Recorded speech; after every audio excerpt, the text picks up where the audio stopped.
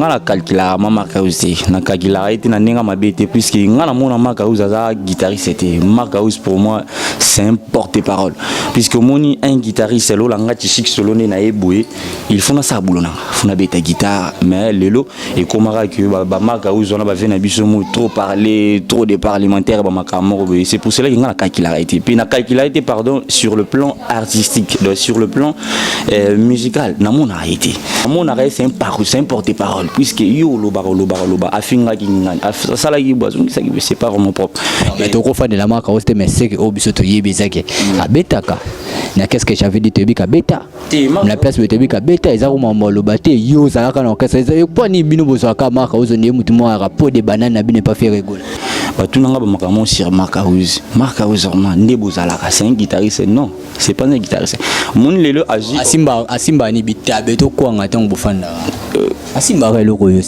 Marcaus apalola pe kande yo pe bando banene opalolite palola merci vraiment merci boyo kata T-Chic son nambu.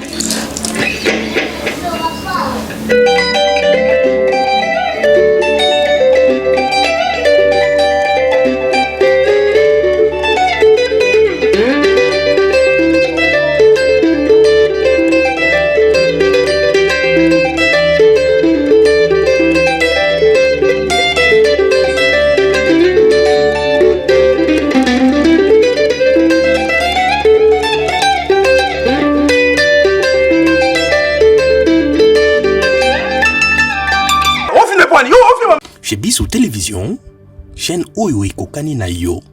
Chez Bissou Télévision, la chaîne qui vous ressemble.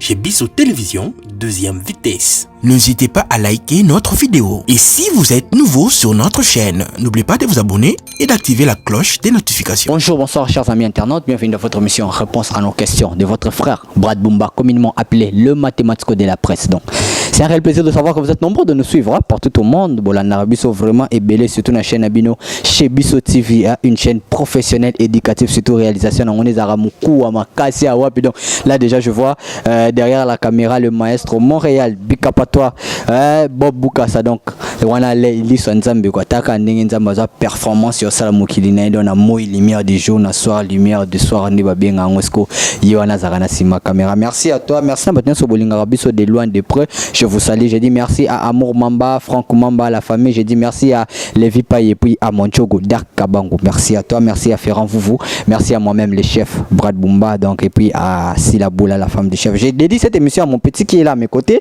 la famille Kabila. Je salue Miradi Kabila, merci à toi. Je suis là aujourd'hui avec l'un de nos stars, Azawana T-Chic Solo. Il est l'un des solistes le meilleur. Il y a Kichasa et puis il y a artiste Nabiso, Rismatadia. Donc je suis là avec T-Chic Solo, l'un des meilleurs solistes à Kichasa. Je sais pas son nom le Bapeka et à Congo, mais il est à faire partie il y a un groupe, il y a Rismatadia. Donc comment d'abord il va d'ailleurs je salue Rismatadia. Bonjour T-Chic Solo. Bonjour à toi mon ami et bonjour aussi na salut na binotu bozitan Olanda Biso et Olanda découvrir ça encore pour donc habiter la énième fois T-Chic Solo devant chaîne Bisso chez Bisso TV et Mote Nabino. Meilleure chaîne YouTube il y a Mbokao, donc on a plus de 100 000 abonnés donc maintenant on demande encore de vous abonner massivement car la tête au fêté surtout comme on a 200 000 abonnés donc on ne sait plus quoi dire, on est parmi les meilleurs et si on n'est pas premier c'est qu'on est toujours sur la liste des number 1 donc merci beaucoup à Nabato Nosobalinga Rabiso et puis à mon boss donc Chic Moukadi Chic Monde donc merci à toi mon vieux et puis merci Nabiso Nyoso merci Nabino Nyoso bo soutenir Rabiso bato Nyoso baza abonné on a abonné abonnez-vous massivement pour vos actualités ya malonga pe motuya. Alors T-Chic boni basango ya Rismatadia et puis orchestre ça vraiment ils a bien nabi ke biso tout ça un moment là très difficile biso tout et tout baka le monde entier tout souffrir une épidémie une pandémie ça dit que paralyser biso toute activité si je me souviens encore tout ça mission mon est que tu vas préparativement tout voyager tout qui n'est pas Tanzanie ba Kenya ba Côte d'Ivoire ba voyager avec Mbele vie ba makambo qui cassé pe Mbele président de voyager naï Non, actuellement, vraiment, Azande n'a idée fallait voyager. J'espère que face à moi, le mois chaud, si je ne me trompe pas, Ndeto Solene a robé le mois vitesse aux États-Unis, à Dubaï, à Kassi, c'est sur un contrat où a signé, Makamo, ils ont ça la risa comment voyager bongo tout à Kende Istanbul à Zonga Boye tu belé balobela raya ya blo moi c'est ces ali tezaranduli Eza cop moisa non loin de là. C'est-à-dire que moni loko la chose la plus importante na vie na biso batu to linga boulot. Aïe pe muta souffra kiti. Akemba yipe le lope à travers ye batisi pour ko mata be ba avion ba makambu. Mais pour yo pas faire souffrir hein. Ngando yo pas faire na mono fanda musika maka uza ocha mupanzi. Pas faire vraiment na yeba on ki na kemba. Mais par ici. Merci Rissa. Donc merci à vous vraiment mon leader, mon boss, mon yaya na binga ronyo so El Rice. Il faut ce qu'on na rane maka uza pour yo muta asala tout pe no beta te pas faire. Moi j'étais là faire ti pour yo il faut faire azalawana loin de la ngala calcula mama aussi na kagila été na ninga mabete puisque ngala mona maka za guitariste c'était Marcaus pour moi c'est un porte-parole puisque moni un guitariste lo la ngati chic solo na eboué il faut na sa boulona faut na beta guitare mais lelo et komara que ba Marcaus on a ba vena biso mo trop parler trop de parlementaire ba makamo c'est pour cela que ngala calcula été puis na calcula été pardon sur le plan artistique donc sur le plan musical na mona été donc makamo ba HM lui Aebi champion Chicho Aebi mon frère aussi mon frère communiquer j'espère que Egoya si c'est Diogo et Baïb Makambo et Christian Moussoudi le DG le directeur général de Baïb Makambo c'est les banquiers c'est il y a voilà les banquiers il faut il y a Christian les banquiers au salaire donc na calcularité sur le plan artistique donc mon arrêt c'est un porte-parole puisque yo loba afinga kinga sala ki boison c'est pas vraiment propre mais to ko fa de la marque aussi mais c'est que obisoto yebezake abetaka na qu'est-ce que j'avais dit tebika beta la place de tebika beta ezako mama loba te yo zalaka na kasa yo pas ni bino bozaka marque ozo ne mutu mo rapport de banane na bine pas faire rigoler au moni loko un certain jugement si je ne me trompe pas ça fait une semaine passée Tozaki ngai J d'Orange m'a tombé ça n'a pas essayé de m'embêter mon vieux donc mon délégué moi je l'appelle mon délégué Placide Tozaki neto sur la Makambo bah tout n'a sur Marcaus puisque banda pe ou ya pe ba réaction les savoir ba vi nanga n'a pas essayé de m'embêter belé bah tout n'a ba Makambo sur Marcaus vraiment ndebozala c'est un guitariste non c'est pas un guitariste mon lelo agi asimba ni bitabe to kwanga tango bofanda asimba re loko yosi Marcaus apalola pe kande yo pe bando banene opalolite palola. Merci vraiment, merci. Boyo kata tishik son namu.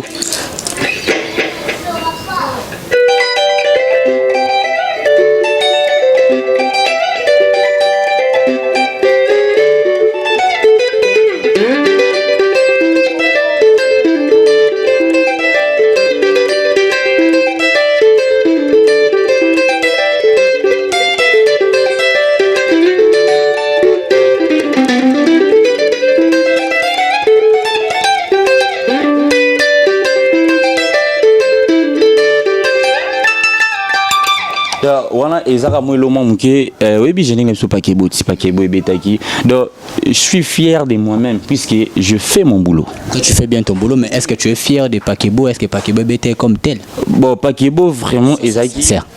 Oui, je suis sincère. Pakebo vraiment. C'est pour ça bien non orchestre mais tout solo là. C'est pas un leader comme biso eza analyse tozo sala. Est-ce que toi tu es sûr vraiment que Pakebo est tel? Vous chaîne à monene chez Biso TV. Chez Biso TV et pardon peut-être éviter le losco eyeba. Ingénieur Yves Moussoudé Marambo. Donc ça dit que moni Pakebo est joué qui vraiment temps et bande ya déjà na ça dit que en voutiment de mon pépé moro mais sous et loko cassé Marambo c'est quoi?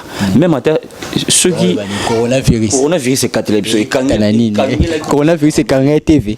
Et Kanga TV ça dit quoi? Yebisanga sigo bo té lo na parler ou ça dit yebisanga et obeta na barni puisque babar tous aki biso to laki tous aki confiné. On se comprendre.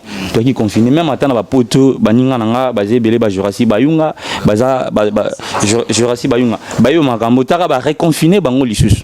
Donc ça dit que au moni Pakebo ezaki na mupepe moko bonaye biso génique moko te ekouka ko betelo Pakebo pe moi-même oyo ngamo na sala comme ça c'est peut-être que Pakebo confinement ezaki te confinement par Nzambanga sala pe faveur qui na bimpe le petit chic solo la révélation de l'année meilleur qui solide mais vu que Pakebo moi aussi ça l'a bien ça qui ne promotion en bien té ça la clair moni tout condamné bastard puisque c'était la majorité des stars la majorité de nos artistes c'est-à-dire y compris Riss Matadien bah vena biso ba fali ba bina filé ba vibrator mutasaye loko vraiment ça otanga bon te na otanga bango bien puisque ce sont mes frères baza ba leader nanga puis baza ba collègue ya El Rice ya patron nanga ça dit que moni mutabimisa yelo monter et de ça bi ko simba te c'est trop dit ça dit que ezwa tant ya kobeta ils attendent vraiment obétamment au yoka des akiti donc elo salagi mais j'espère que peut-être d'ici là ba maramezo ngazonga sur actualité ils ont avant que décembre ba makambeze belé bina filé ba misi ba tirer fallait avoir qui message regarde-moi il a fait rigola allo téléphone yo ngozo ça sou pakebo to faut bimisa ndelo musu omoni te elo musu avait bima bon ego bima babilo bima mais pas que bobo qui n'est le moment kasi baba nzembo kwa baba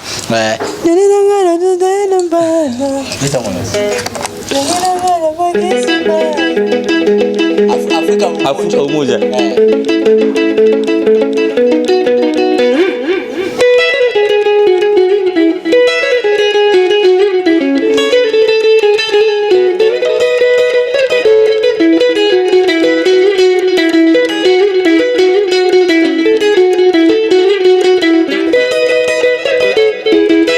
Afrika umoja ba paradoxe ba milarme ça dit ezaki babilo moko boye futala na moni j'espère que yomo ozana au considérer ton vieux ton frère ton leader aussi El Rice yomo lobaki et bi leader na bino salama comme parmi voilà mutu nanga parmi ba musiciens tout ça non peut-être nabani tout ça non polémique à part et bi Rice c'est un grand parmi les grands de Riss un grand la génération naïe la génération naïe ah ouais même déplique vibrator ouais bah frère naïe bah déplique bah vibrator bah yebi qui est Riss Matadien allez qui bon bon à coller casser je dis merci beaucoup à Riss Chimbulu mon ami donc au danger voilà boss depuis Paris je te salue j'ai salué mon vieux Tati Chimbulu l'ami Afali Poupa des caps salut à toi j'ai dit merci à Rebo Chulo donc bientôt la Rebo tozongela yo makamboza tellement makas merci à toi merci à Inos Binga na saluer ba leader Soza leader je te salue je salue Innocent Baloumé je salue ma sœur donc Rebo Chulo merci beaucoup na maman na biso Claudia Bakissa la star auto bimsi la biso bon moi malonga donc si je te salue c'est que tu es star c'est que tu fais de la bonne musique Tatiana Cruz merci à toi donc son atangi kombo na ote na ninga foté donc déplique pomba vibrator merci à toi fait rigola nani ce à part ba vina biso confidence so atangi ote vraiment faut comprendre tozana Riss c'est que natangi déjà Riss voilà et où t'as tout tangi déjà wana bureau wana palais nazo représenter direct c'est quoi de nouvelles de bonnes nouvelles d'actualité les nouvelles est que tozana bientôt là tu vas en voyage to kende su Kenya to zonga to kende su ko lokango lisusu ndenge to lokango na ba moment eto leka ba mo confiner lisusu déjà bakangi Paris ba kanga ti waniza souhaiter pour tout recevoir au noyer bino nde vraiment te elote puisque l'autre aussi Nzamba sunga sa faveur moni ça fait pas vraiment bien puisque moi ça nangai Philippe Ngonda c'est ton frère aussi azana Paris ala nangai donc toto solane susukara avant tout ça la tout réaliser mission toto sonama ça vraiment et ça m'a bien puisque ba mamebeleza okangama oui c'est bon socialement makameza bien mais moni photo bima tout en boulaka mais ba makambo ça faux mais je sais que on est na elle na bisoti et en Europe mais Afrique toza tozonga Kenya Kenya Tanzanie faut tozonga Tanzanie puisque featuring mobi boss tosala na harmonise l'un des stars ya Tanzanie il faut to betango sous na sous esprit à live to betilo wana ye to banona Tanzanie après to ke succès na Kenya donc yepe kotana kanga fort donc tozana à part Kenya Tanzanie et bon bah nouvelle les belé mais j'espère que tiba décembre tout ça sur le moment avant tout tout ça actualité promotion ya babilo on a biso nous surtout en marche bomona kaka bomona. Si on peut parler un peu, Eza Mouninga Nayo, confrère, non, c'est vrai qu'Aza grand frère, tous on a mouki entre parenthèses kana Marcaouz, à l'objet qu'il fallait pour pas moussa neka ba plagia, pour ni bakanga, et pour autres tricher kaka, aimbe liboso, ma belle lisi, ma papa Luambo, aimbe bon. Siko, tu peux analyser, attends que Mouninga nous peut soliste. Ouais, non, attends que Mouninga Nayo soliste. Mouninga soliste, c'est pas un guitariste, je le répète encore, pour la seconde fois. Donc, c'est pas un guitariste. C'est Marc Autongo Bete Yozala Wapi. Autant en classe où Yozo Bakaina Ngoko, ça l'exétate. Ouais, ça dit quoi? Au moins, expérience, oui, c'est bon, expérience, c'est contact. Mais, ça dit, oui, à une expérience, il y a guitare maté. À une expérience, il y a Nini, Nabani, il y a qui Sankara de Kunta. Na pesi ou Sankara de Kunta, Mote Kota Zali pour venir dans l'élève. Donc, on a mon Azalola, Aza, a imité un peu Sankara. Donc, ça dit, Marc, c'est pas un guitariste. Marc, c'est qui guitariste actuellement. Au monde, on a ça boulot, on a bêta. Aux autres, on a bêta. Bêta pété à battre, on a bêta. Mais il faut y que Marc, c'est pas un guitariste. C'est plus, oh, Yaza, tu es un chroniqueur. Tu es un chroniqueur. Hein? Vous mon frère. Comme ça, un PD. Monsieur Sono, bien un chroniqueur. Là, bien chroniqueur, tu es un chroniqueur. On va PD, on a bien un bango. Oh, il y en a bien que tu sens bien ici comme ça. D'accord, merci beaucoup. T'es, ben là, je n'en ai pas. Il y a la place, donc il y a. Est-ce que bon, voilà. Donc, si on va continuer. Donc, boulot no yango. Aux réalisateurs, tu fais ton boulot. Tu fais. C'est Bob Boukassa. Ah, Bob Boukassa. Bob Boukassa, mon frère, je te salue aussi. Donc, au moni, mon frère, Marc Aoussaki guitariste, il faut aller car na guitare, na ye abetara ou azobeta au sala pour que, ça dit quoi, amata, et l'eau qu'on a eu boulot n'en m'a payé et sala. Mais Marc Aouss, le boy bisanga soit l'on pas faire au Québec soit. Même à Paris, si vous t'avez. Soka y Paris à Katio, à Katio va tenir sur Bazana, c'est mon rôle, là on m'a bé, yomo yebi. Bakata chef. Bon, attaque tu peux coûter. C'est pour la bonté à Robeta Wapi. Par exemple, l'orchestre Yoza. Et puis, ouais, au PC, exemple, l'orchestre Yoza, c'est pratiquement impossible. C'est vraiment impossible puisque c'est pas un guitariste. Vous savez qu'il pèse. Apesara na koloba na kofinga attendez cela boyo ke ba vena biso ba fali elle mara aye ça va plagiat c'est on a plagiat moni parmi ceux landi risque bien azana qui fali mon boss azana qui fali na banenge mo be ça dit que moni gratitude ndeto zo boy est-ce que okobete biso le mon peka fali ngote avant toto passer le monsieur c'est comme qui ingratitude boyo qui ingratitude on a dit.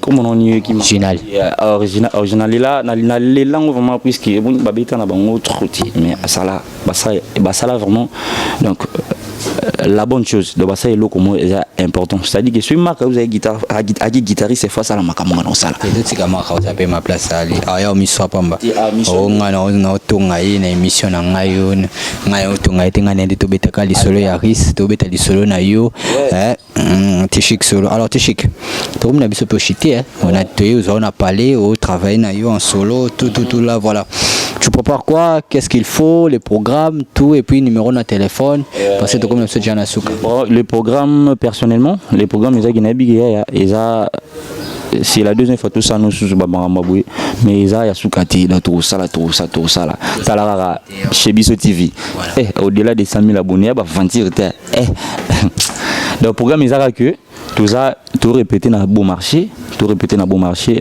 espace Le Parisien tout ça chaque jeudi puisque tout répétera mardi jeudi mais jeudi on a mardi tout ça un peu coulisses en na biso dans le lobby mardi on a répétition na ninga coulisses on a ba kotaraté on a pété bisika musuna résidence ya boss talara jeudi ndé tout ça vraiment on a et je vous invite aussi mon frère et toi aussi bien et ça la bien sûrement oui ma rep tout ça la suba makambo kan j'ai dit tout ça place voilà tout ça bien poser moro to beta témoin les seuls parce que na tout ne peut question moro azo changer la place à répéter ça banga ba mo lokaye to ko futa parler à l'imte on passe balobarani au monde jamais muto use en lumière bon direction mais là où on est tout ça vraiment bien tout ça bien tout répéter mais tout péminer vraiment là et ça vraiment c'est la classe donc c'est banga j'ai pas les limba depuis kazawana nani zawana otasko yefe soya les journée yo mo bébé la biso biso tout ça la ba fantité n'habiter que tout l'équipe batou nous sommes le meilleur de tout ça ba meilleur et actualité et ça que chaque mardi jeudi tout répéter et à part ça nabi qui ba belle nana ba beau tonton ba basé belé vraiment beau attend beau temps pardon et Rolanda Chic solo bino pe kambo salangai na pesi bino to ba mboté mon délégué Placide et HM loi ou na bandele lisusu papa na chiffre à Marciana ya Christian monsieur les comptables et les banquiers la PCB a gagné surtout au salaire même boulot. Ma frère a gagné surtout mon vieux Rodriguez, les grands guitaristes de Viazo Kanga. Déjà avant tout le monde qui idole na yo question na pena tout na moins 3 mais batu baeba ezaranani. Oh vous m'appelez ça Gouya Obet. T'appelles ça Gouya Obet ta guitare c'est mon vieux il y a qu'il tire pays vie Pichu Concorde. Donc Pichu Concorde na lela ve na ngana niveau moko we.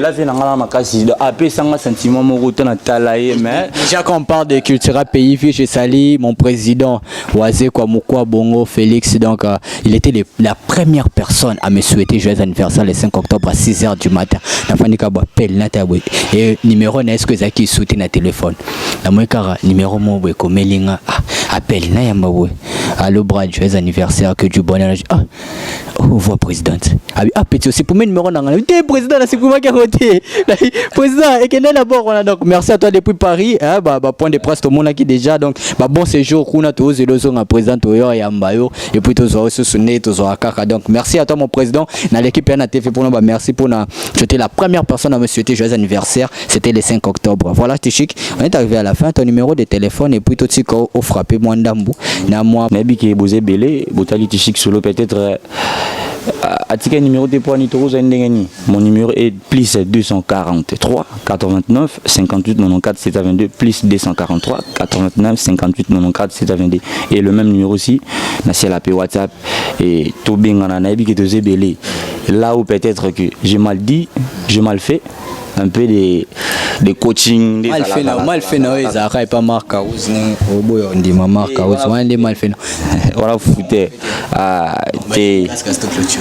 dédicace mon vieux le délégué Placide mon directeur général il a comme directeur général puis non mon il y a Christian Moussodi les comptables non moi aussi mon vieux DG Mavinga on a DG na orchestre na pesi mon boss mon patron oyo saka kiti chic solo azala PM Patrick Mainda na pesi pe mbote belé na pesi mbote na DG Mavinga taza pas férité aza pas férité donc il tous ala na biso na aza pas faire zanen aza pas faire venir communiquer mais c'est pas grave nani ba venir biso ça bois qui était fort c'est pas grave venir biso oui aza CG o zoloba na ngana nani venir biso nani CG CG na biso te yo tuninga ozalaka pas faire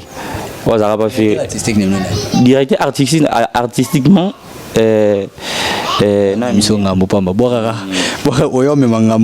mon frère nani ingénieur Fortina dans la traitant Aza directeur artistique Aza aussi clavieriste donc il est directeur artistique na biso maka uza fouté obi titre na ba pesa ki directeur artistique obi ke pesa ke ba peso directeur artistique yo ça l'arrangement ni maka uza sana OK ça même ata banda ko boya ngana bita ça le long mon boss azana ce qui peut être que eza te to benga polémique te pour ko maka ki polémique benga appelle Riz Matadien benga patron qui ne sala une émission bien sûr le même matin en cachette à l'obilo ça pèse qui directeur artistique DG mais bon c'est pas grave ils ont blâmer les mbana pour nanga et les mba vraiment c'est un réel plaisir ya ozoyo et puis tout ce quoi au bétana pour surtout clôturer na biso tu as tout dit hein ouais presque j'ai tout dit mais actuel pour une nouvelle actualité. Merci beaucoup Tchik. Voilà, merci Nabinonio Soro Zuli Bakou Yolanda Bisso, merci Nababone Nabiso tout.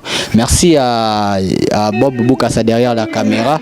Merci à Miradi Kabila donc mon petit mon jeune frère, il est là, il m'assiste. Donc merci à toi.